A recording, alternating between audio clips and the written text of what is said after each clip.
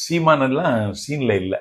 இப்போ அவருக்கு ஓட்டு போட்டால் கடல் போடணும், இல்லைன்னா மலை போடணும், இல்லைன்னா மரம் போடணும், இல்லைன்னா பன்னி போடணும், இல்லைன்னா நாய் போடணும்.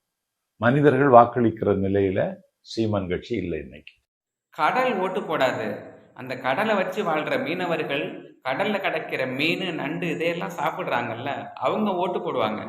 மலை ஓட்டு போடாது.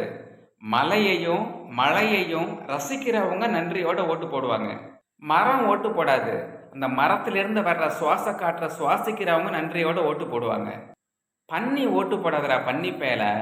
அந்த பன்றி இறைச்சியை உணவுல சேர்த்துக்கிறவங்க அந்த பன்றி இறைச்சியை வெளிநாட்டுக்கு ஏற்றுமதி பண்ணி அதன் மூலமா சம்பாதிக்கிறவங்க அவங்க ஓட்டு போடுவாங்க.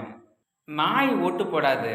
அந்த நாய் உள்பட அனைத்து உயிர்களையும் நேசிக்கணும் அப்படின்னு ஒரு அரசியல்வாதி பேசுறான், இவனுக்கு ஒரு வாய்ப்பு கொடுப்போம் அப்படின்னு யாரெல்லாம் நினைக்கிறாங்களோ அந்த நன்றியுள்ள மனிதர்கள் ஓட்டு போடுவாங்க. வயசுல பெரியவனா இருக்கேன்னு பாக்குறேன், எல்லாம் கண்டபடி ஏதாவது பேசி விட்டுருவேன்.